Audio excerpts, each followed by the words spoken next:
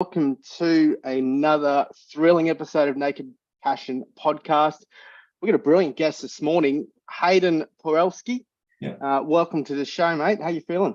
Yeah, good. Thanks for having me. Super excited to be on. It's my first interview, so yeah, beyond excited.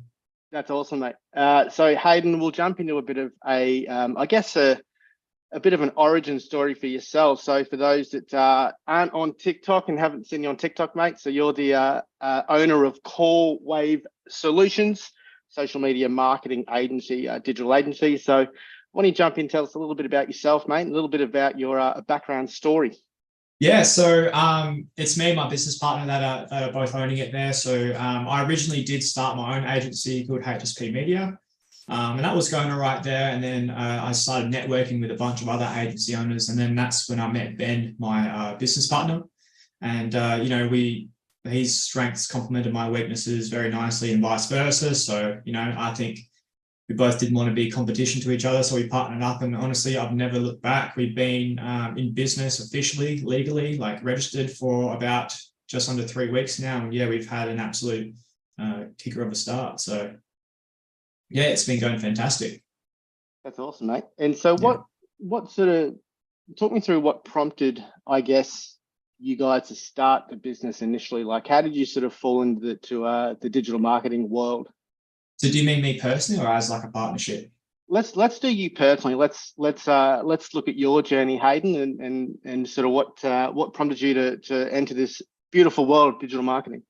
Yeah, so when I was a little kid, I had like the idea that everybody was like a millionaire. I didn't understand money, the value of money as a kid, and I come from a really, really good family, so I'm very, very happy and very lucky to have them. And then I got my first job at I think I was 15, and it was for $12.55 an hour, and I was like, all right. So obviously that was worth a lot more than it is now, but and then I just sort of realized that there's only so many hours you can work in a day. And then I started seeing, the typical drop shipping side hustles online and the affiliate marketing and all that stuff there. So I really just sort of tested the waters with that. I didn't have massive success, but I definitely learned a lot of fundamental skills from that. And then I stuck with the interest there. When I was in grade 11, I had to do some work experience, and I actually found a mentor in the area that I live that I went and did, I think it was 2 weeks with. They own their own business doing like a hypnosis consulting and helping people, start their own hypnosis agency. So they're like industry leaders with that as well. They're pretty global, and I just learned a lot of great, I got the foundation right from there.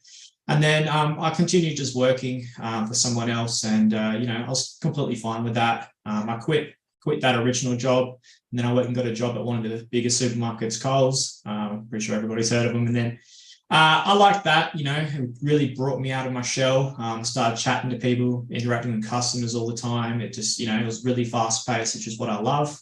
I stuck at that for a bit. I ended up becoming a department manager there. And then I decided to move on and join the real estate industry because I've got a really big passion for real estate as it is. I think it's a fantastic thing. Everybody needs a roof over their head. And so got into that. That went a little bit pear-shaped. So then I decided to quit on the 15th of March and went full-time in starting my own business. And I just sort of haven't looked back since.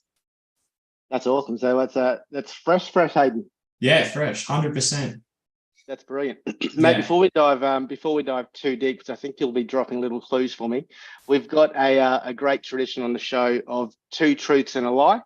I usually go pretty good, but last week I absolutely butchered. I think I missed it all. But anyway, so 2 truths and a lie. Hayden, do you want to drop them for me, mate? And I'll see how I go this week.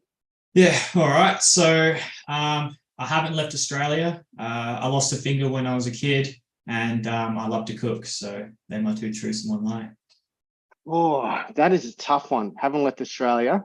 Lost a finger when you're a kid. And what was the third one, sorry? I love to cook. Love to cook. I'm going to go process elimination. I'm going to say you love to cook. And then I'm going to say you lost a finger as a kid is the lie. How did I go? The lie was I haven't left Australia. I actually went to Italy when I was 16. Very fortunate. One of my best mates, he's actually from Italy. And I had a once in a lifetime opportunity to go over there with free accommodation. So, you know, I'm the type of guy that jumps at opportunities if they come to you, because you never know you never know if you might get the second chance to do it. Hence why I'm on here today. But yeah, no, I do love to cook. I wouldn't say I'm like a Gordon Ramsay or anything. I'm more or less the simple cooking stuff. I like to make a good sales sandwich, try and test everything up in the kitchen with stir fries and mixing stuff like that. But yeah, I did actually lose a finger when I was a kid. It was more like I'm a twin, so it's one of the side effects of coming out as a twin. But I did have it until I was about, I think, two years old, and then just lost it there. So Yeah, okay. yeah. Nice. So what was overseas like? It was great, actually. Yeah, it was a bit confusing not knowing a word that anybody says. You know, I'm still trying to master English to this day. It's a pretty complicated language in itself, so I don't know how to go learning a second one. But no, it was fantastic. It really sort of opened my eyes to the different cultures. It was nice to step away from the way Australia operates and just seeing it from, I guess, you know, a perspective from a country which has been around a lot longer. And the history was amazing as well. Did you run some pizza over there? Yeah, tried it. My mate's actually a qualified pizza chef, so he's actually looking at starting his own pizza business. And yeah, it's really nice over there. The first surprise I got was they don't actually cut your pizza for you. Okay. They give it to you in a box, because it's one of those things that you just do when you get home. So when I was over there, I was like, oh, okay. And then I had to go in there and get it cut, but they only really slice it for you know, kids that don't have, or that can't slice it themselves. So that was a bit of a oh, okay, that's how they operate. So Right. Yeah, no idea. I had no idea about that. Fair enough. And just quickly, in the your skills in the kitchen, Hayden, how do you go, mate? What's your meal of choice or your signature dish? Really depends. Like I like to try different things all the time. Like last night, I just, you know, I don't measure anything. I just do it. I just test in the moment, and I was just messing around with the stir fry. So I like a lot of stir fries. They're quite easy. You can change the flavors pretty quick. You know, I do a lot of smoothies as well. I guess you wouldn't really count that cooking, but no, I'm open to really trying anything. I'm not a massive seafood fan, so I steer clear of that aisle in the shop, but anything that's sort of on special, I just chuck in my trolley and just give it a crack. So talking to the smoothies then, just quickly, because I am meant to be diving into that world, but I think I've made two in my life and they weren't too crash hot, mate. So what fresh ingredients or that sort of stuff? I just go for oat milk in it, and then it's nothing impressive. It's just bottom shelf frozen fruits, you know, the cheap ones, fits the budget. So chuck them in there as well. I chuck in the mixed berries, so it's like raspberries and blueberries, and I just chuck in some mango as well. So yeah, pretty basic, but you know, I think basic works pretty well. Does the job. Yeah, my girlfriend loves it, so can't complain. That'll do, mate. That's a win. Yeah. All right, so let's jump into your agency, mate. Talk me through the start of that. And I think you mentioned prior to the show, you've had a recent rebrand as well. So maybe kick us off with how this came to be, the partnership with your business partner, and where we are today. Yeah, so I originally had, posting on TikTok myself, you know, I was just trying to start to grow a following on my brand new account, which is for like my personal brand, being like an agency owner and, you know, getting businesses more leads and followers for their own brands. And then from doing that, I guess I just started to attract the right eyes, just using the power of the algorithm on TikTok, which is absolutely awesome. Then I had this guy from Brisbane called Neil McMillan. He reached out to me and became sort of a sales mentor to me. He's an absolute gun on the phone with sales, so he's a great source of knowledge to learn from. And then Ben, my business partner, hit me up the same way. He actually moved to Sydney from the UK with his girlfriend, and he was trying to start his own agency. And he worked with a guy over in the UK who's had like amazing success with his own business. So it was sort of like, you know, Ben's moved over here. He's trying to get everything started. He knows a lot more than I do, and I know a lot more in some other areas than he does. We started chatting for, I would say, 6 to 8 weeks, and we're still running our own agency separately. And then one day I just messaged him and I went, mate, I can't stop thinking about the potential if we actually partnered up. and he totally agreed, and we decided to partner up. And yeah, like it's fantastic because I don't know how you operate personally, but I know with me, if I'm doing something for someone else, I will 1,000,000% get it done. But if it comes to just doing it for myself, it's not sort of the biggest motive in the world. But when I definitely have that, I would say, sort of accountability partner there, it's an absolute game changer. And, you know, two brains are better than one. So yeah, absolutely loving it. It sounds like, talk me through the skill sets, mate. So you mentioned Ben and yourself. Sounds like you do have different skill sets. I'm really curious about that because I heard a really interesting concept, which makes sense once you hear it.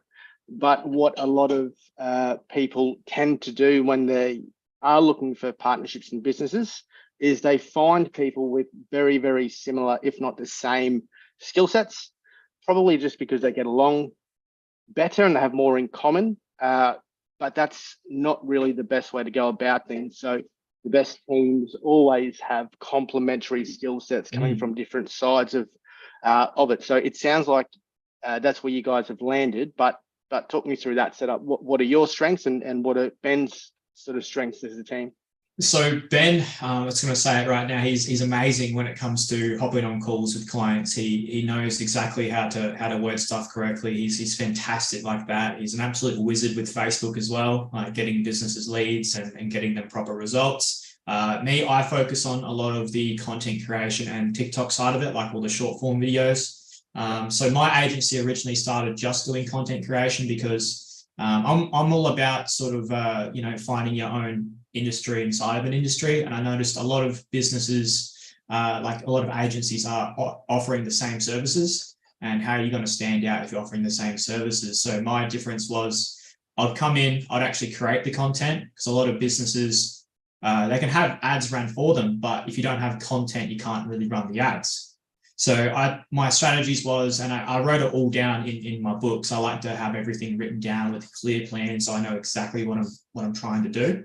And the idea was to start networking with agency owners to see if I could white label my own service through them to benefit their clients, and also just create a bunch of content for my own clients. And it's sort of, I think it was the right play. I met a lot of great people. I ran into a lot of people with much more knowledge than me, so that's always awesome there. So we were able to exchange, equal value, I guess, sort of like I'll give you content, you give me sort of some guidance, and so it worked out really well there. So yeah, that's unreal. Have you I guess just in line with that, really smart setup, mate. I love the idea of almost like it's almost like a bartering type setup, for lack of a better phrase.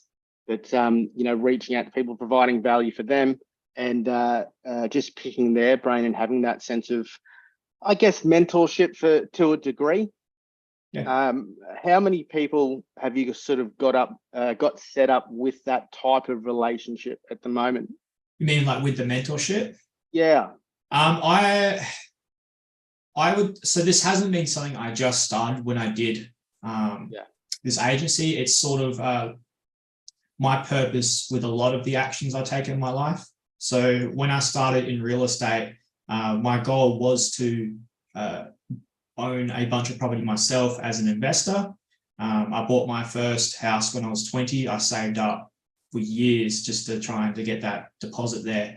And then I was able to get approved, which was fantastic. And then my purpose of joining the real estate, world as a property manager was to network with landlords who already have an existing portfolio. Then that way there, I'm getting paid to being on the phone with them, and I've developed fantastic relationships with a bunch of people. I still have one of them to this day who I talk to, at least once or twice a week. And he's a fantastic, person to pick ideas from about how to get your money right, how to invest in this, why I wouldn't do this. It's a great way to sort of get my ideas more defined, because at the end of the day, I don't know what I don't know, and if I'm able to have other people help me out there, it's better. So but as for how many people I've got there, I'm not sure. It would have to be well over 10, just with the sort of network. Not all of them are like active people that I have conversations with, But they're definitely people I can message, or they can message me, and we can definitely help each other out there. So I'm all about learning from everybody you meet. I think if you think you meet someone and they don't know something you don't know, I think you're completely wrong. And I think, there's always a lesson to learn from everybody, even if it's what not to do. I love that, mate. That's just fast tracking, every sort of learning curve, mate. Very, very, very impressed by that. That's brilliant. I'd like to go grab a couple myself, but Hayden, you've brought up real estate quite a bit. It sounds like, I won't assume, mate. Let me just ask the question, might be a better way. I guess, what sort of skill sets or what did you take from real estate? What did that teach you that's benefited you with your own business? That, I think a lot of people, and myself included, put people on pedestals with certain results or certain, positions that they are in their own life. And we sit there and we look at them and go, oh, I don't know what it takes to get there. I don't think I have it in me. And, from surrounding myself with people who are what I call, successful, I really just realized they are everyday people who had a plan and took action. But I remember the first time I was on the phone to my mate who owns a bunch of properties, and I walked him through sort of what my ideas were and my plans. He actually followed me up with an email, and the email said, mate, if anybody can do it, you can. Just remember to take action. And I actually printed that off and stuck that up in my office because I thought it was such a powerful thing just to, I felt like I knew it myself, but it's such a nice thing to have it reconfirmed by somebody who I think is an authority figure, if that makes sense. Yes. Yeah. That's unreal. Yeah. How do you go with time management, Hayden? That's typically, let me just frame that up properly, I guess. That's traditionally been one of my struggles / room for improvement, depends how you want to frame it, but it's a focus point for me right now. So I'm curious, mate, how do you go with it, and have you got any structures in place to help you with that? I personally, I'm probably a bit like yourself. It's not my strongest point there. I do think, diamonds are made under pressure, and that's what works for me a lot is, as soon as the fire sort of gets under me, that's when I get everything done. But as for, I guess, structuring it now, I have stuff which I call like non-negotiables. So, before I go to bed that day, the standard of life that I want to live, I have to be competing at a certain level, and to compete at that level, I have to have certain actions done. So they're not all business related. Like, they could be simple things, at least, like, for the last, I would say, 10 weeks, I've been doing 100 push-ups a day. That's not business related, but that's for more personal self. When I was first starting my business, I made a rule to myself that I'd have to do 20 cold calls a day. And there was no excuse, no ifs, no buts, whether or not what the quality was like of them. And then that there sort of just gave me that, I guess, accountability with myself. And I love telling people what I'm going to do, because I don't want to look bad or look like, an idiot in front of them. So, that mightn't work for everybody, but as for any tips for time management, I'm probably not the guy for that. I think Ben's way better at that than I am. Sort of, that's what made me want to partner up with him a lot. I don't know if you know what the business is. Do you know the business Canva, like the editing software? I don't have any like management or filing systems or nothing like that. And when I first started to expand my business and get my first graphic designer and my first video editor, and I gave them access to my Canva account, the first thing they said to me was like, mate, how do you even sort through this? I was like, I don't. I just don't. I don't know. I just managed to get it to work. So yeah, it's definitely something I sort of rely on other people to help me with. But yeah, as I develop further, it's definitely on the list to get nailed down. But yeah, how do you go with it all? Mate, I'm exactly the same with Canva, because all your recent ones are up top. So I'm like, yeah, what? But anyway, I'm sure there is a much better way, which you sounds like you found out. But yeah, I'm exactly the same way. I've started literally 2 days ago. I just jumped on Google and typed in time review 15-minute intervals. And I've just printed off a couple of those. So just go through your whole day. So I'm doing a bit of a time review on myself at the moment. Oh, nice. Because I figure everything right now is just gut feel or guesses. So I want to get clarity first, and then I'll have a better idea on what may or may not work. But I haven't got clarity at the moment as to where I'm sort of putting all my time and energy. So that's the first thing. Similar to yourself, and it's just one-on-one stuff. Like, I've never done the basics. I've just sort of handled the days that was played out in front of me. Yeah. Which is so much better methods of getting through your day. The downside to that is I realized recently I was giving pretty even weighting to priorities, and I've got a full-time gig at the moment, as well as a podcast and a project on the side. So it's funny, with a full-time gig, everything is important to the other person, but it's a case of, all right, well, that's important for you. Can I delegate that, or do I have to do it? And just sort of getting clarity in that space. So the other thing, which it sounds like you're already doing, mate, is just something simple like the 3 most important tasks, and working out your day the night beforehand, and just having that structure in your calendar. So that's just a handful of things that I've brought in the last week, and it has made a huge difference. Just the basic one-on-one stuff, which I'm sure most people are already doing. I certainly wasn't. Yeah. No, I think it's super important to sort of have a clear idea of what your end goal is, and then decide what if your to-do list has 1,000 things on it, what part of that to-do list is going to have those actions result in your end outcome. That's how, I guess, sort of I try to wrap my head around it. But yeah. What I do like the idea of 100 push-ups a day, and setting the I guess non-negotiable, as you put it, of 20 cold calls a day. So they're obviously 2 different parts of your life. Where did the idea of 20 cold calls a day come in? What was the goal or idea around that, and how has that played out, Hayden? What sort of benefits have you found? There's no special reason behind the number 20. It's just I felt like 10's just not enough, and I definitely didn't want to do 30 at the time. So I thought, all right, I'll meet it in the middle and I'll do 20. So I started doing that, and then at the same time I was recording those calls, obviously bleeping out names, everything like that, which then allowed me to hit 2 birds with 1 stone and start posting more on TikTok. And obviously those videos are doing amazing. Like they're the main view drivers to the channel. So it was just sort of like okay, if I do this, I book appointments and I get more eyes on my stuff. Like, it's just a no-brainer to keep doing it. But as of now, I've sort of stopped cold calling. I get a lot more people approaching me, which is fantastic.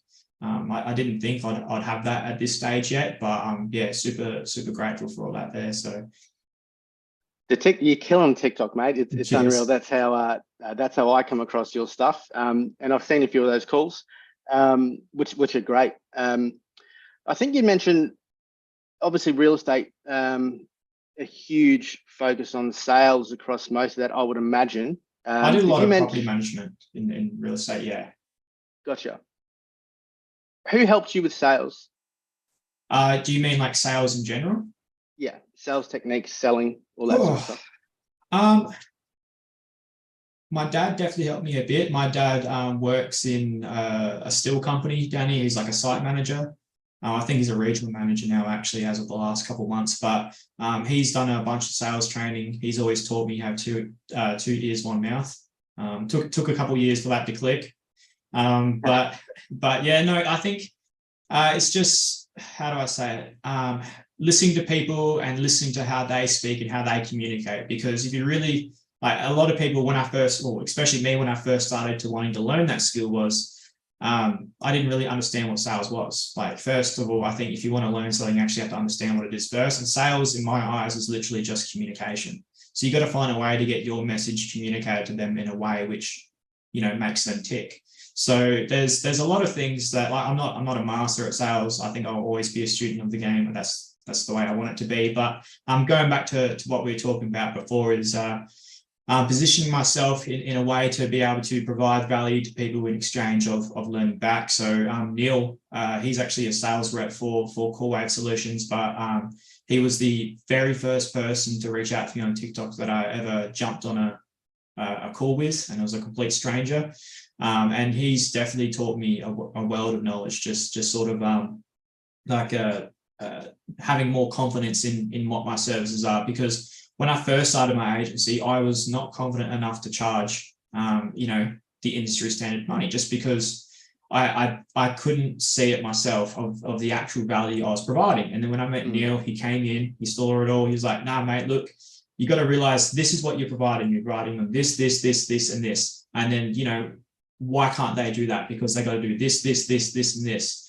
And it was really, I guess, wrapping my head around the sort of value I'm providing those businesses and making sure that I'm always providing more value than to what they actually value, the money coming our way, if that makes sense. 100%, 100%.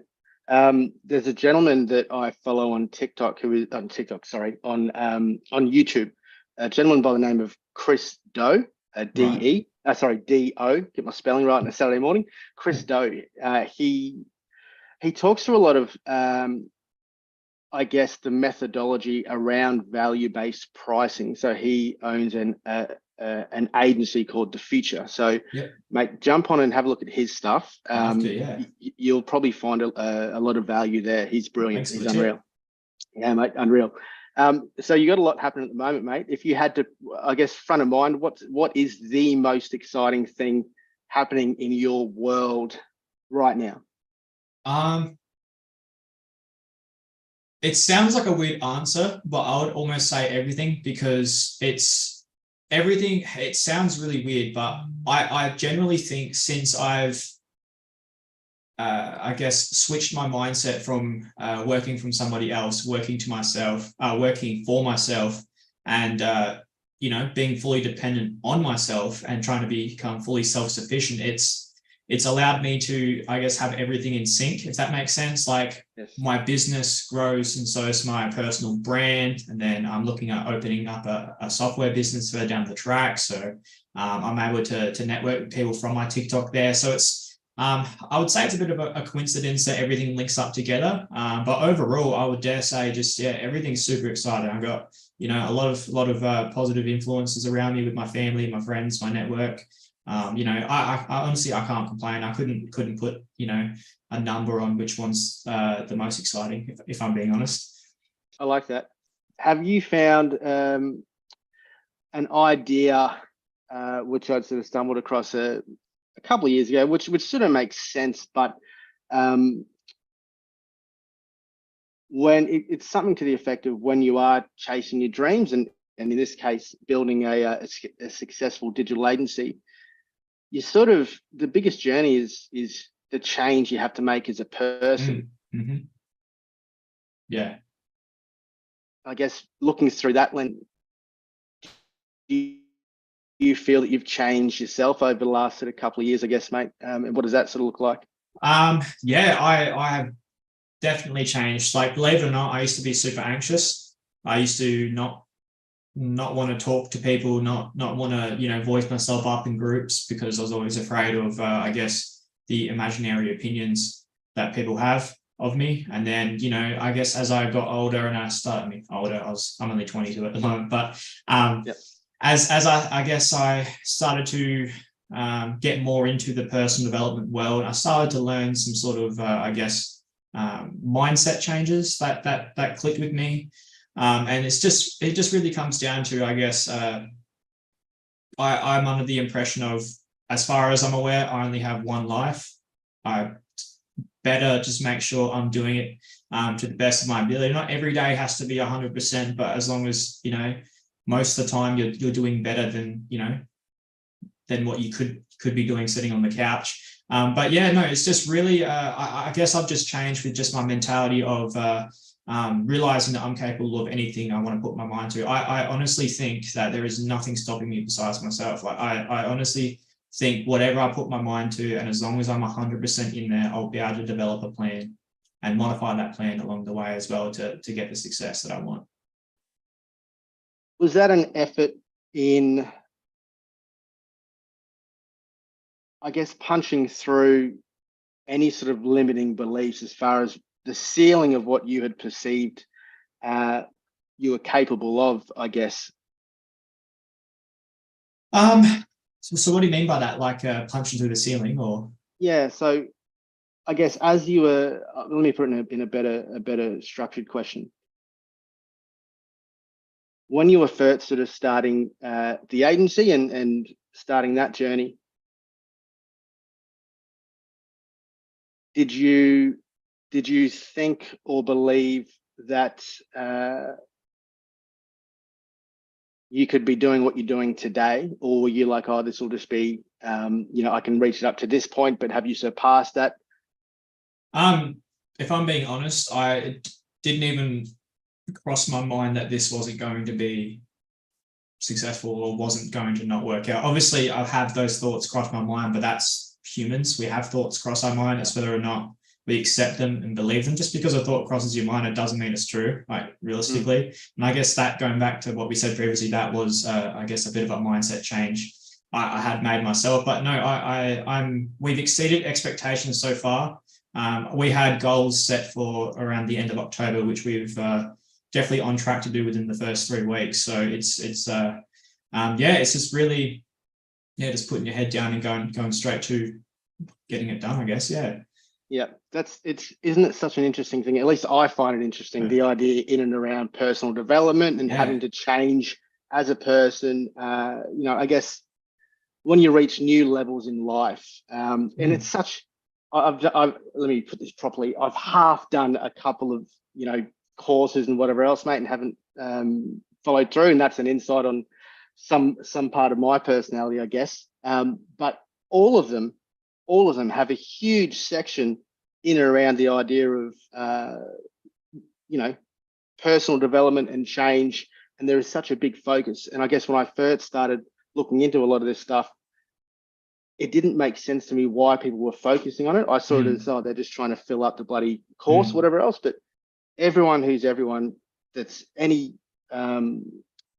sort of remote resemblance of success, they're all a huge focus on personal development. 100%. Like I'm completely with you there. When I first started reading books and stuff, it was like, I'm not a massive reader, but I've still had picked up and read some books. But I totally agree with you. I was like, damn, they really wanted to fill up the pages. Like it just seemed like one of those things which I just thought was a bit of a waste of time. But as I started to, I guess, leave my personal circle from high school and friends in the town, which I'm still best friends with and everything, and just exposing myself to people who are either at the level that I want or are wanting to get to the level that I want, I really have noticed that there are traits that success leaves. And I think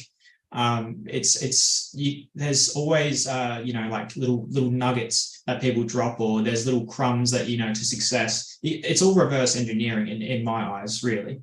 Like I love the whole idea of mindset. And when you meet people that you haven't met before who are high performers, or people definitely on the way to becoming high performers, the way they think and they act is completely different than other people. So I think it's you just got to model what works, if that makes sense. 100%. I guess where did you learn a lot of that stuff, mate? Was it sort of content? I think you mentioned books. Like, where did you sort of pick up a lot of the stuff in that personal development space? Well, when I was like I said, when I was like 15 or 16, I had that job, and I realized it was like, oh crap, they can only give me 10 hours a week and I'm on $12.55 an hour. I was like, okay, well, I'm fixed there. I love numbers. And then I started looking at ways online, and I came across penny stocks and trading that stuff there. And I was like, oh, okay. So it comes down to, like learning about what it takes to find a successful stock, what it takes to trade properly. And then believe it or not, in trading, there's a lot of mentality that goes into it. You've got to be very emotional, not emotional. You've got to be emotionless. You can't have any of that if you're going to do it successfully. Now, I never got into trading because I was too young. I didn't know how to do the taxes and everything like that. But I definitely learned a lot from there. And then, I started to figure out, maybe trading's not for me. And that's when I picked up a book called Rich Dad Poor Dad when I was 16. And I flew up to Alice Springs to visit my nan and pa. First time I went on a flight by myself. And I started reading that book. And I was up there for about a week. And I believe I finished that book in that week. And just it really clicked with me. In that book, he said, like Robert Kiyosaki, the author, he talks about how you talk to yourself mentally. Like a lot of people say, oh, I can't afford that. And he says, no, but if you say you can't afford it, that shuts off your mind completely. If you say, how can I afford it?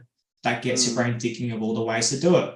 And then that little bit of information there sort of opened up this massive world of like, oh my God, if that was in this book here, what's in this book over here, what's on this YouTube video here? And it's made me super like curious to learn. And I think when you are in the mindset of wanting to learn, you start to analyze stuff differently and you start to interpret stuff way better. It's not sort of like a passively hearing stuff and passively reading. It's more you're doing it with a purpose, and therefore I believe you're going to get something out of it regardless. If that makes sense at all. Mate, that's perfect. I've had a similar, I guess, sort of similar experience myself. I'll sort of stumble across some content and have a quick, or I guess a quick glance, at their other content. If it all sort of, I guess, resonates with me, then I'll sort of follow them for a period and then unfollow others and whatever else. Do you follow anyone, whether it's personal development or business? I guess, do you follow anyone, or at least taking their content online? If I'm being honest, the last like 4 weeks, I really stepped away from all that. But overall, yeah, I do still have the go-to people I watch. I don't know if you know who Patrick Bet-David is. He's got a podcast. He's also got a channel called Valuetainment, which I think's awesome. It might be controversial here, but Andrew Tate popped up on all of my social medias. Like him or hate him, I do think, like I said before, there is stuff you can learn from everybody. And he really, I guess, made me click that just because I feel a certain way, it doesn't mean I have to act that way. I wake up sometimes in the morning and I don't want to work. I don't want to cold call. I don't want to do this. But the difference is that I have to. Like that's where I guess I developed the non-negotiables, if that makes sense. So yeah, I mean, it's just whatever my YouTube or TikTok throws me in the algorithm. I don't really click on the subscriptions tab anymore. It's just whatever thumbnail or title sticks out to me, I like to consume. But yeah, I try to steer away from a lot of the business content now, I guess, just because I don't want to information overload myself and get too overwhelmed and sort of lose track of where I want to go. I watch a lot of stuff with my girlfriend. We watch like crime documentaries and stuff like that. I'm a huge I love learning about the way people think, what makes them do stuff. So to sort of, it sounds weird, but to hear a serial killer's perspective on why he did a certain thing, you go, I mean, not for me, but okay. I mean, I'm interested. I'm interested to hear what made him think it's okay.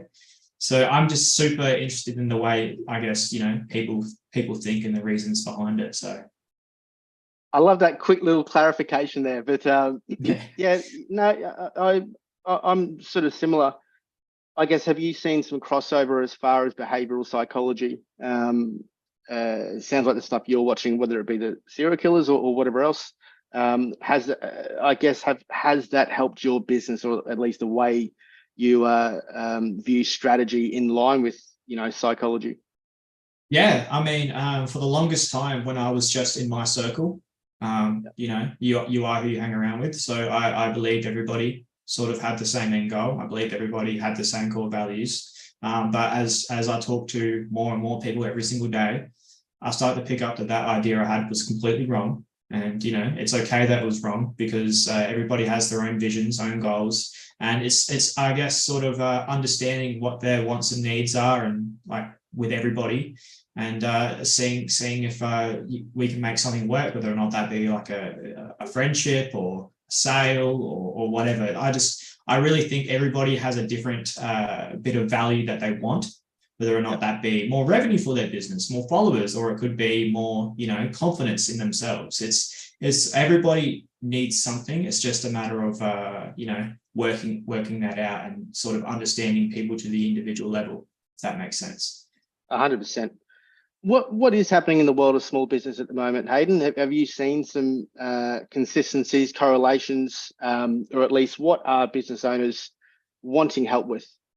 First thing I will say that I've noticed is pockets are getting a lot tighter, and I honestly don't blame them. I feel it myself when I go shopping, when I do stuff, and the US dollar's not, the Australian dollar's not doing fantastic. So when you have to do work overseas, it's definitely a lot easier for us to get clients over in the UK than it is, in Australia, just because the pound's worth way more than our currency. But a lot of business owners, I guess, they understand it's 2023. You got to be on the internet, but they don't understand what you have to post, when you have to post, where you have to post, how you have to post, why you have to post. They understand any of that, and rightfully so, because they're an expert in their trade, they're an expert in their business.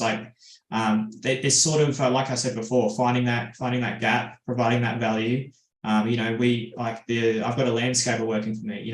He knows how to do all that stuff. I don't, but I know how to do this, and he doesn't know how to do that. So I guess a lot of business owners are sort of clicking on. They're getting a bit more savvy with it all. But hey, it's an ever-changing world, as you're probably aware yourself, with all this online, especially with AI coming out. I think a lot of people feel pressure that they have to get AI in their business, that they have to start having email lists, that they have to start posting consistently. Yeah, it's a very, very interesting time to be working with these types of businesses and chatting to them on the daily. What's your relationship with AI?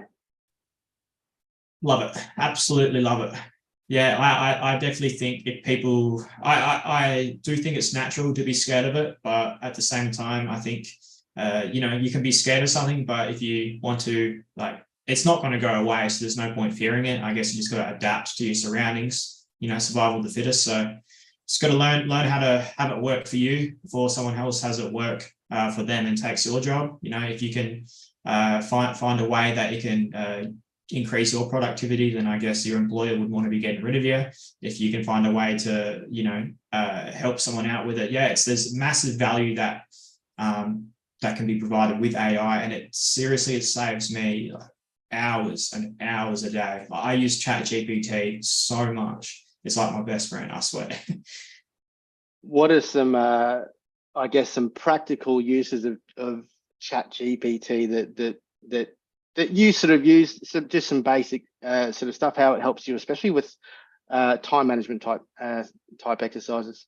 Oh, emails. I get it to, I write a gist of what I want the email, and all I do is actually what Ben taught me, is my business partner said, you just tell it to write it more natural and fluent, but yet professional. And then it just does the best email if it's our tone. And then we just send that to the clients. So yeah, I don't really, I can't spell, I can't do grammar.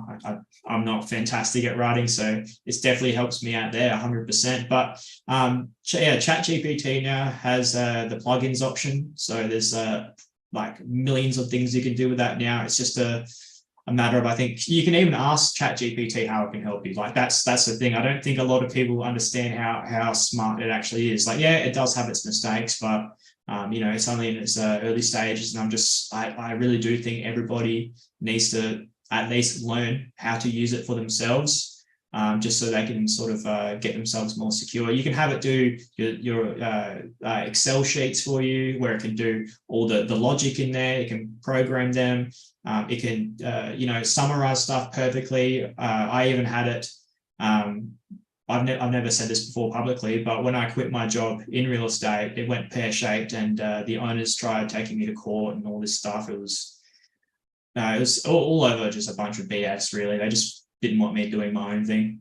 So I had to fight that for ages, but I didn't really want to read all this lawyer jargon. So all I did was upload the PDF to ChatGPT, and I had it explain it like a 4-year-old. Yep. And it was so much easier to understand. And once I read it like that, I was like, oh, all lawyers do is use big words and just try and scare you. It was just a scare tactic. That's all it was. And it's, I love it. I think it's it's something people need in their lives, 100%. I can't see it going away, if I'm being honest. No, and I'm the same, mate. I'm wildly excited for it because it is only 10 seconds old, and the rate of improvement and adoption from developers and product creators, all the different software and programs coming out in and around AI it's huge, and we're just beginning. Yeah, you touched on something really interesting not too long ago around the idea of, I guess, people just playing with it, adopting it, learning about it.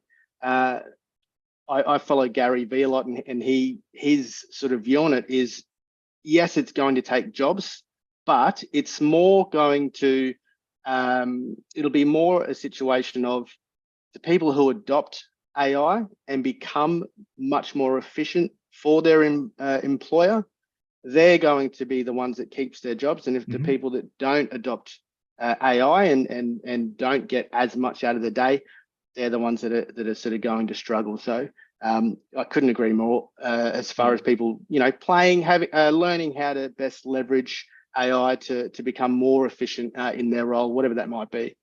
Yeah, 100%. I really do think that people do need to start using it. And I used to use it in my real estate job all the time. It was perfect at summarizing stuff, explaining stuff to people. Yeah, it's absolutely fantastic. Mate, I'm the biggest takeaway for me so far, mate, is the fact that you definitely seem like you're a bit of an action taker, which is the one thing that obviously moves the needle the most. And I don't like that phrase, to be honest. But have you always been one to sort of take action, Hayden, or is that more come about since real estate or your business? What does that look like? I wasn't always an action taker, if I'm being honest. I think there's what's it called, analysis paralysis or something. Yeah, where you have this. I also, sounds weird, but sometimes you love the idea more than you do actually taking the action. And then I guess, waking up every day, you get excited because you think you're going to do it. I'm going to do it tomorrow. Tomorrow becomes today. You never do it, and then all of a sudden you wake up and you go, "Holy, mate, I've got nothing done." And then, I wouldn't have started my agency. I strongly believe if I didn't quit my job and, if it didn't go pear-shaped there, I wouldn't have started my agency. It's not something me personally, I think I could do part-time. I don't think I can take that initial step part-time, but yeah, I'm just a fully in or nothing type of guy, really, if I'm being honest. That's brilliant. You've had a lot of wins. I'm sure plenty more we haven't covered. If you had to pick a couple of your favorites or even the favorite, mate, what do you consider is your biggest win in your career so far? Oh, geez. I would honestly say, being accepted, like having my opinions listened to, because I don't believe I'm owed any airtime. I don't believe I'm owed anybody's, precious time that they have in the day to listen or watch my videos or anything like that. But I have, I only have almost 3,000 followers on this account here, and I get people hitting me up every day. So I guess it's sort of my biggest win would probably be to see those paying off, if that makes sense, to see the results come from all my action and, seeing my plan actually develop and happen in front of me. How do you measure that? How do I measure like the plan? Yeah, I guess what sort of metrics do you have for success, and what do you sort of chase down yourself personally? So me personally, my number one goal in life is to be fully self-sufficient. I generally do think to take care of other people, you have to take care of yourself first.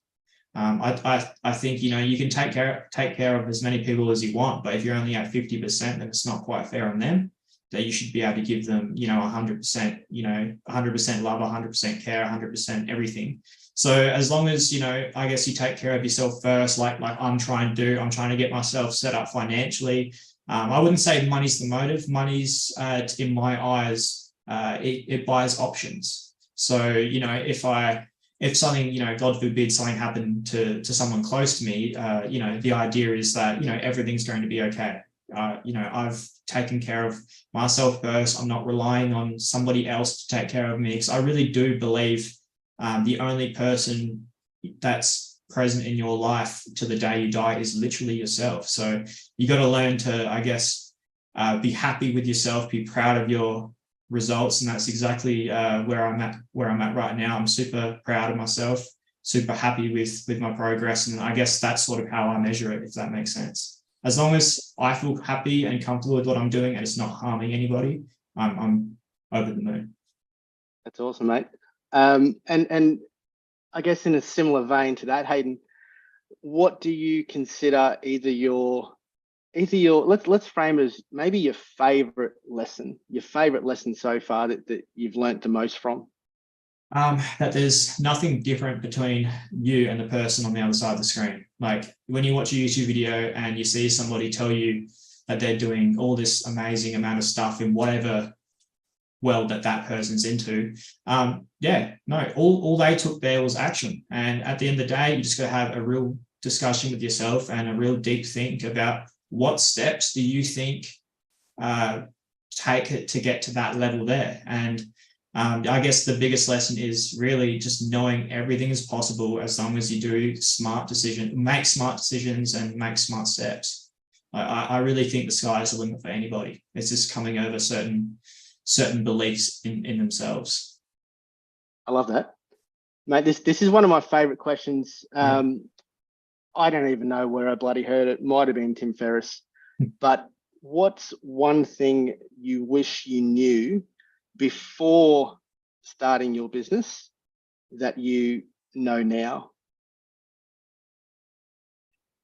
That it's a lot easier. Well, it's a lot easier than I had it originally in my head, if that makes sense. So I think, obviously, I'm not saying it's easy. It does take, 8, 9, 10 hours of solid work a day.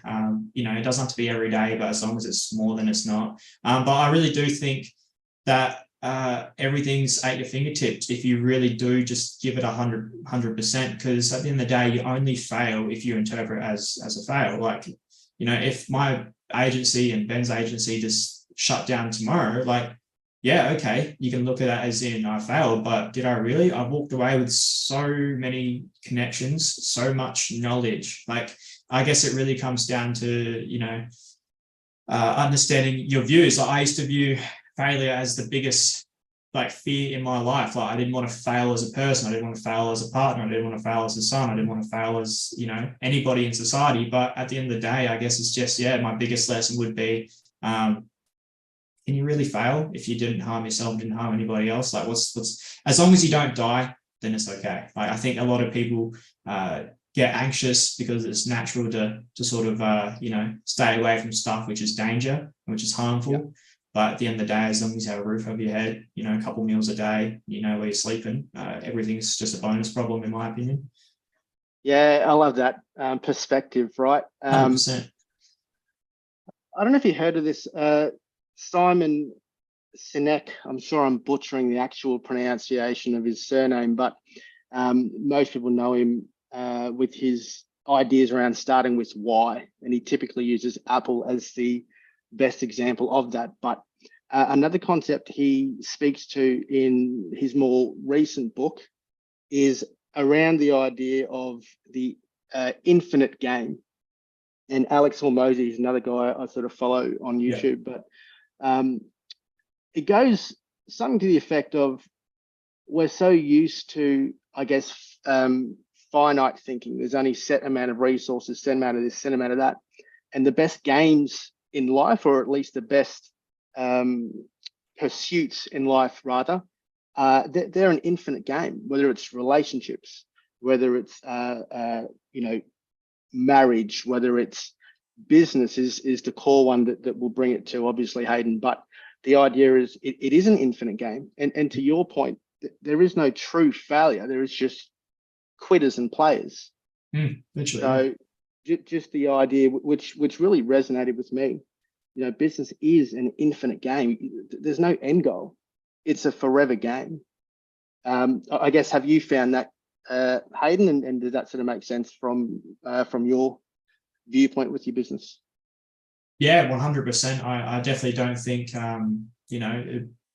people who get into business aren't just doing it to stop. I think it attracts a certain personality, that's for sure, especially if they want to have, what people would call a high level of success. I generally do think you have to have some sort of trait in you. And I'm that guy where, when we event, I don't want to be doing this agency for 30, 40 years, but I've already got ideas of what I can get onto the next. I just love starting new things up, getting exciting. I generally, I totally agree with you. I definitely think that there's endless possibilities with everything out there. going to throw a curveball at you, mate. Yeah. What's a you got any sort of massive, huge, big, hairy, audacious goals? If you could sort of, write your own story, what's the dream sort of end goal for you, mate? So I think about this all the time, if I'm being honest, and it keeps changing, but that's fine because I think change is fantastic. I would love to build a community where people can get involved and learn what I am on the path of discovering is the keys to be fully self-sufficient, like just dependent on yourself and not relying on somebody else to take care of you.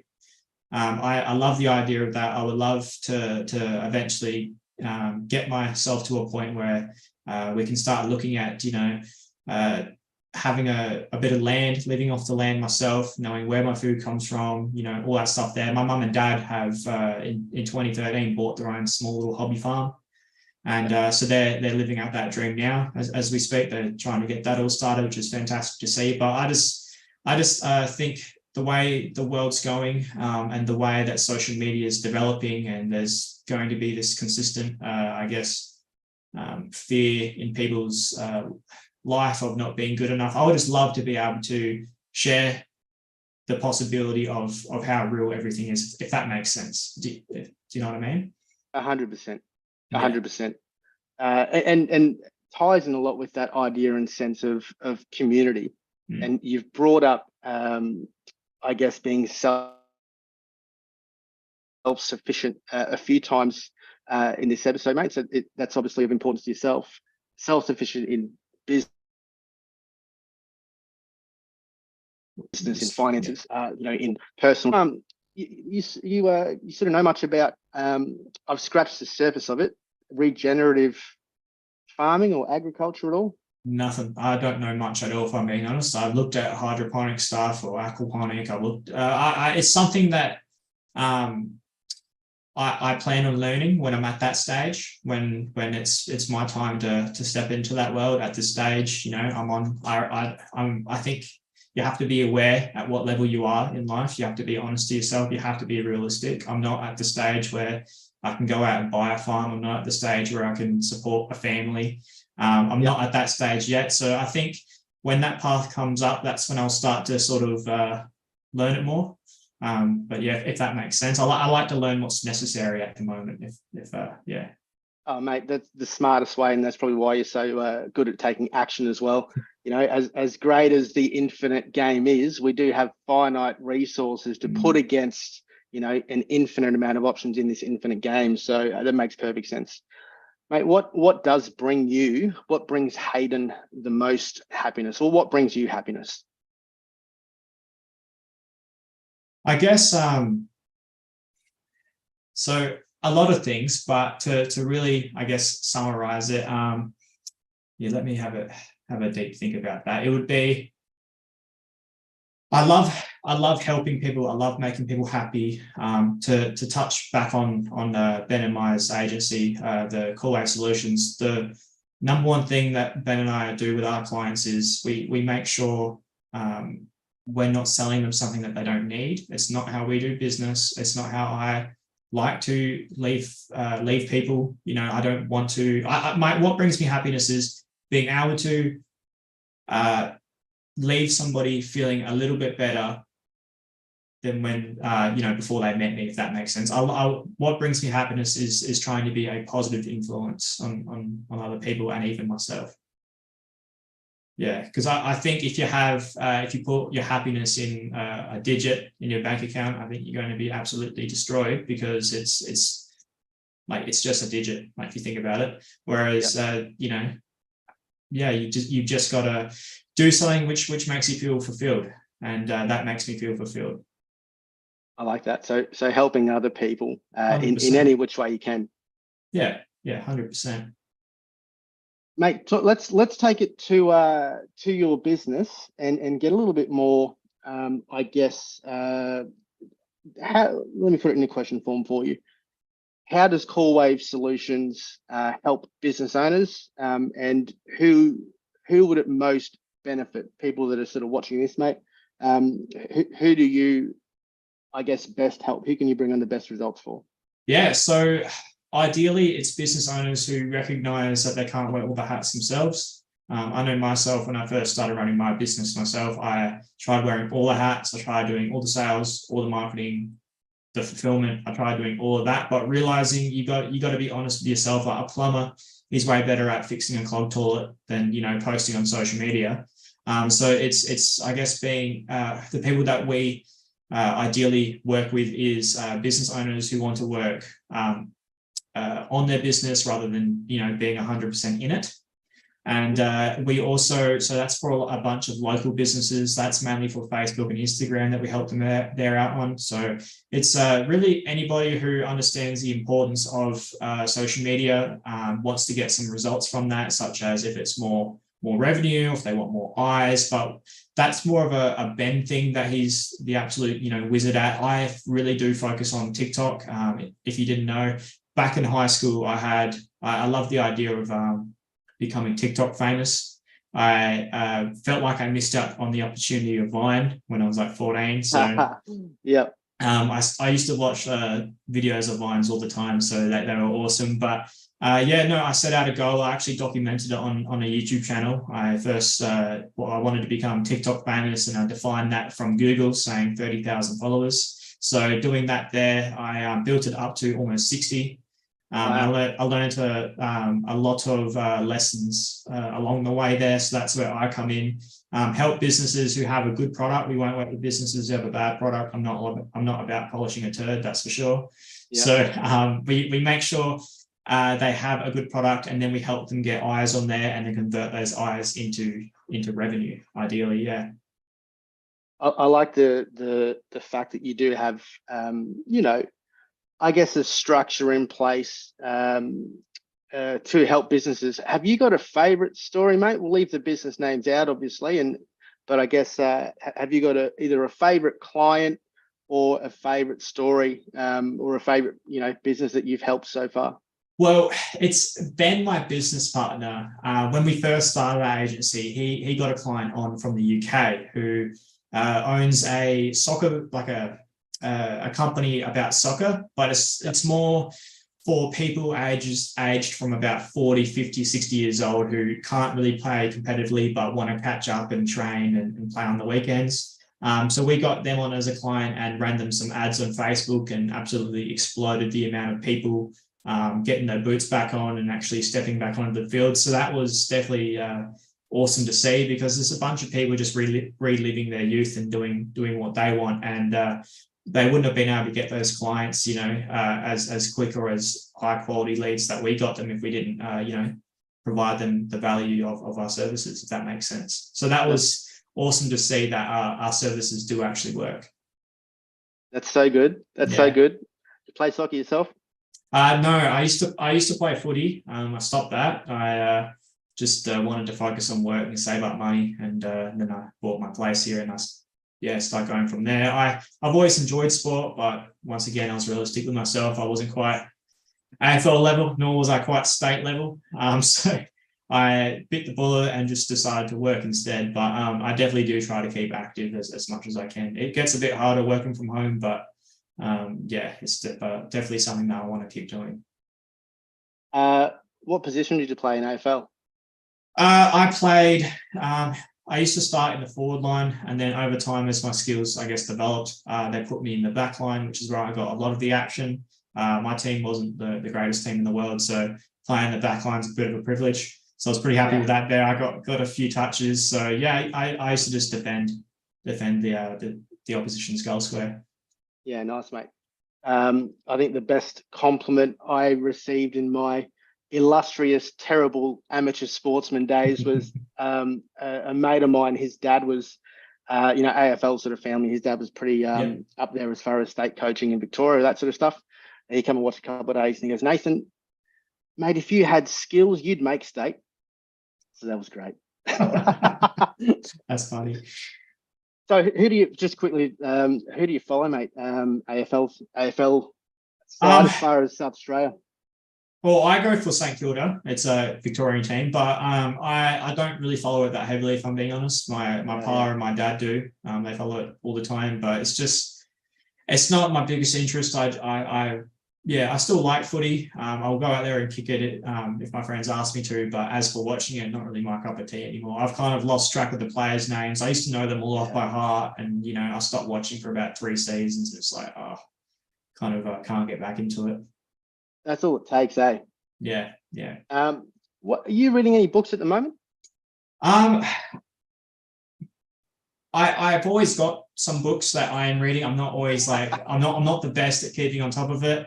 It definitely didn't make my non-negotiables, that's for sure. It's not something I was quite like, oh, okay. I'm more of a visual learner, if I'm being honest. I love watching videos. I love listening to podcasts. They're absolutely awesome.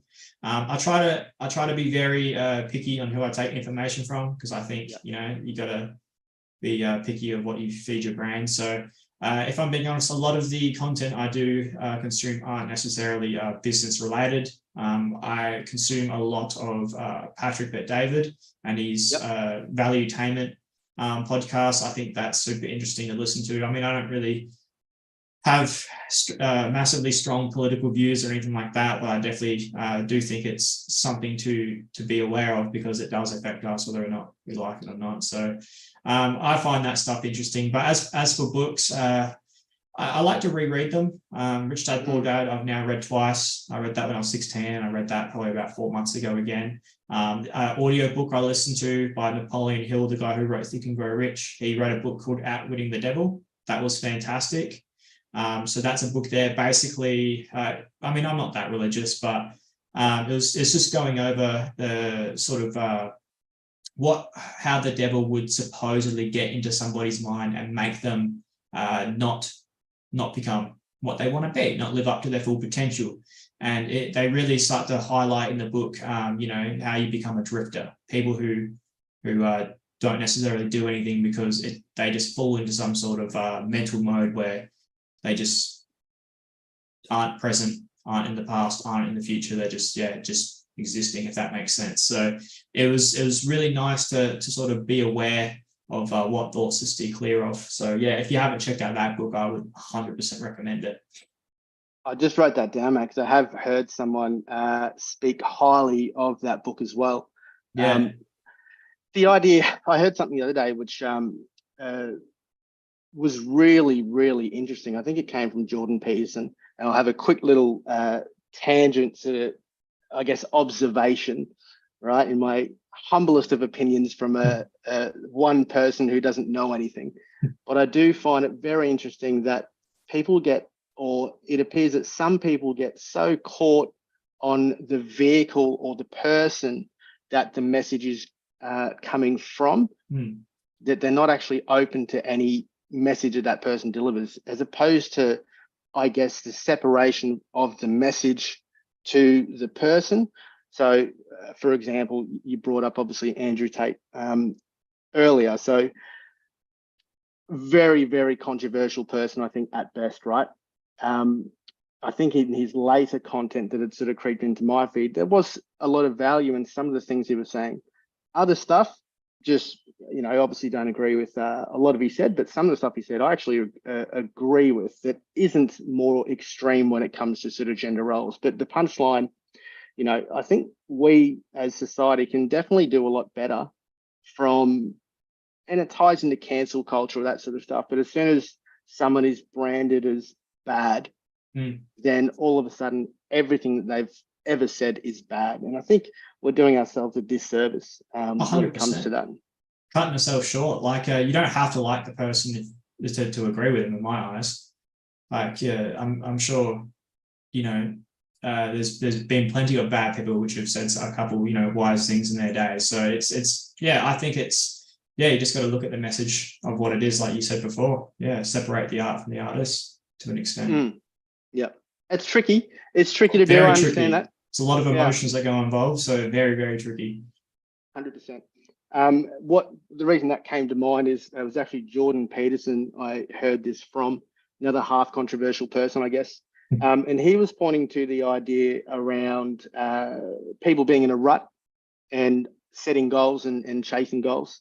So when someone is in pursuit of a goal, then when we make incremental steps towards it, and we subconsciously tick off the little, I guess, micro successes on the way to the larger goal, our brain and our body, or more our brain, releases dopamine. We get dopamine hits because that's literally what it is. It's a pursuit of a goal. Dopamine is the molecule of more.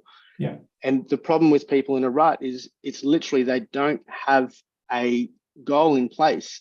I think you touched on it. They're sort of aimless. And so they can't feel any positive emotions because they're not in pursuit of anything.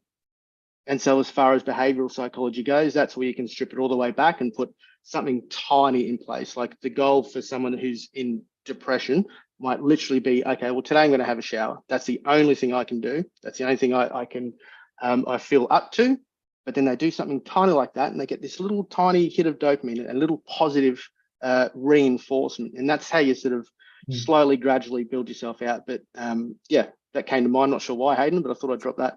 No, I love it. Yeah, I 100% think there's levels to what goals are. I don't think goals have to be to the sky. I think everybody has their own sort of values and their own mission in life, and regardless of what their goals are, as long as it's positive, it's not hurting them and not hurting themselves, I'm all for people even having a shower. What a great goal. If it's going to benefit them, that's fantastic. Yeah, 100%. I love that. So, mate, we've covered quite a lot. I've really enjoyed this. Is there 100%. anything that we haven't covered so far, Hayden, or anything you want to make sure that we do shine a light on? Not really. I think we covered a fair bit, like you just said. Yeah, it's been fantastic.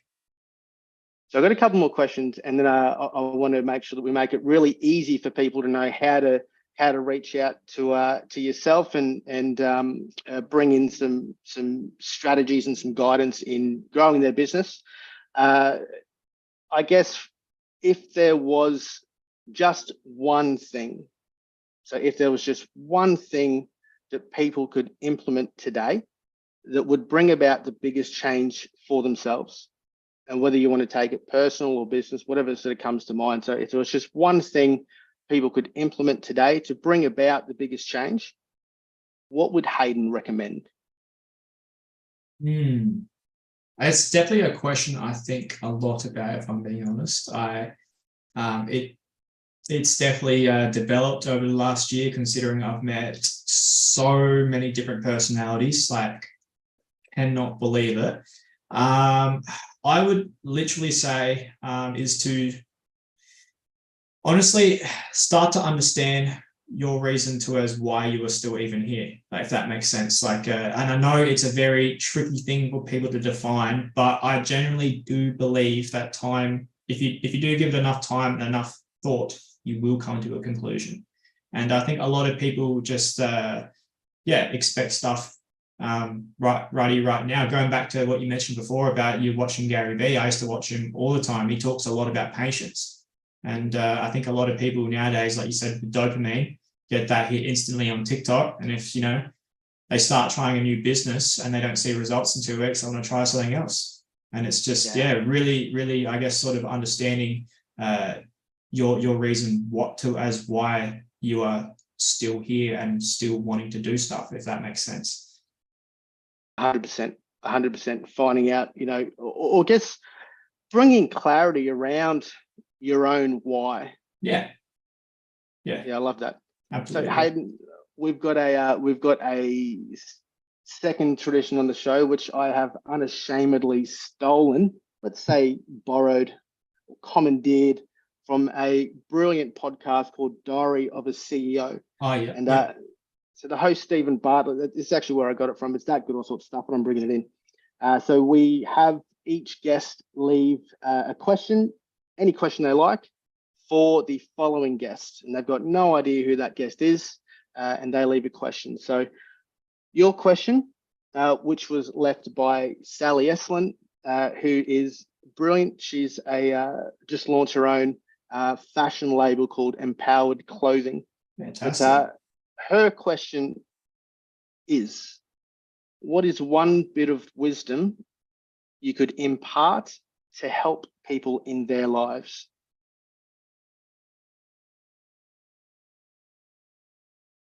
you really, people really do have nothing different than anybody else except the way that they view themselves and view other things. It really comes down to how you interpret stuff, in my opinion. You might interpret yourself differently, or you might interpret something else differently. But as long as you can steer that in a positive direction, I generally do think you attract what you put out there. So if you start viewing stuff in a positive way and start, changing your words from, like, for example, to go off on a little tangent here. When I worked at Coles, I was surrounded by a lot of people that would, get upset and not cry or anything, but get frustrated. They have to go to work. They have to do this. They have to do that. At the same time, being in the area that I live, there's a lot of Indians moving to the country, and I became really, really close with a lot of them. And even just hearing certain words that they use that other people don't use in the way that they speak is, oh, I get to go to work. Like, they work 2 jobs. They do 10 hours a day. They go, oh, I get to go to work today. Oh, what are you doing after this? Oh, I finish at 2 and then I get to go to Big W for my shift. You sit there and it just makes you go, oh, okay, how come this is a problem for some people, but not a problem for others? And to me, it really comes down to the way you view it. I love that. Yeah. The power of self-talk and the words that you use.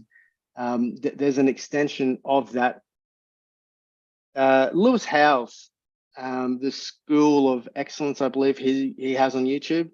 He speaks a lot about self-talk and the idea of saying, I get to do something. He takes it a step further and says, I'm blessed to do this. I'm not religious with any stretch of the imagination. I would consider myself more spiritual, if anything, but the power of self-talk and how you view things is critical. And I think it's just starting to get a lot more airtime. I guess the idea of self-talk and how powerful and critical it is to how we view the world and our own perceptions of it. Yeah, 100%. I totally agree. I think the sooner people can discover it, the better. And it honestly, I'm young. I haven't met people of, I haven't become close with a lot of people that are of older age that aren't my family. But I would like to hope that a lot of people get to discover that in their life, and it sucks that some people don't. And I hope, with the power of the internet, and I hope with everything, like you just said, a lot of people are catching on it. And I truly do hope the message does continue to get spread. It's just, I think the world needs to be a lot nicer to themselves. When you're a lot nicer to yourself, you start to be nicer to other people. As simple as that. I love how practical that is. Yeah, 100%. Once we're nicer to ourselves, we can be nicer to other people. Mate, that's profound, Hayden. I really like that. There was a quick little tangent. There's a gentleman at work called Mingu, really, really, really nice guy. And he said something the other day. I haven't fact checked this, to be fair, but he put forward that the brain, it's impossible for the brain to be grateful and have negative thoughts at the exact same time. Yeah. Quite interesting. I would say that there is definitely some truth in that there, 100%. I generally do think if I wake up and I'm in a good mood, I'll start to view everything in a good way. Like there's opportunities in everything. That's to go off a little tangent there. That's one thing I learned about when I became a manager at Coles. Obviously, you get taught all the corporate jargon there, and you don't view things as mistakes. You view them as opportunities, and it's one thing that stuck with me. And it's I think that's a little tip that I'm going to carry for the rest of my life. Is there's always room for improvement, and the quicker you can accept that, the better. Like Hayden, before we sort of look to wrap it up and help people get in touch with yourself to help their businesses, I just want to highlight a couple of things, mate. You brought up a couple of times, ever so slightly or nuanced, you brought up your age of 22. And I thought it was really interesting because even from this one conversation, mate, you've taken more action than most people do in their lives. So I think someone like yourself, your age has nothing to do with it, mate. You're doing some brilliant things. And as I said, your TikTok game is strong. It was where I first came across yourself and we're many kilometers away, mate. So you're absolutely killing it. So your age has nothing to do with it, mate. So I just like to sort of point that out and commend it. And I'm looking forward to, cheering you on from the stands, probably from the nosebleed section, mate. But I'm looking forward to watching your continued success. So just wanted to highlight that. Really appreciate that. Yeah, thanks for the kind words. So Hayden, where can people find you? Specifically, whether they just want to get to know you more on TikTok, obviously, or people that do would like help with their business from your business, Corewave Solutions. Yeah, perfect. So obviously we got our website, which people can go to, called corewavesolutions.com. So on that website there, we just pretty much go over exactly what our business is. And then from that point there, you can actually book a call. But if you want to get to know me more personally and sort of see the behind the scenes of exactly what I do and why I do it, TikTok's perfect for that. My username on there is Hayden P Biz. I will be updating that in the future to my actual name. I just have to wait till TikTok allows me to do that. In that bio there on my TikTok as well, I do have a link that people can click and book a call with me. And it has a couple of questions there for me to better understand your business and see if we can provide you some great value. Hayden, thank you very much, mate. Continued success for yourself, and we'll catch up very shortly. No worries. Thank you so much for having me. Really appreciate it. All good, mate. Thanks, ladies and gents. See you soon. Bye.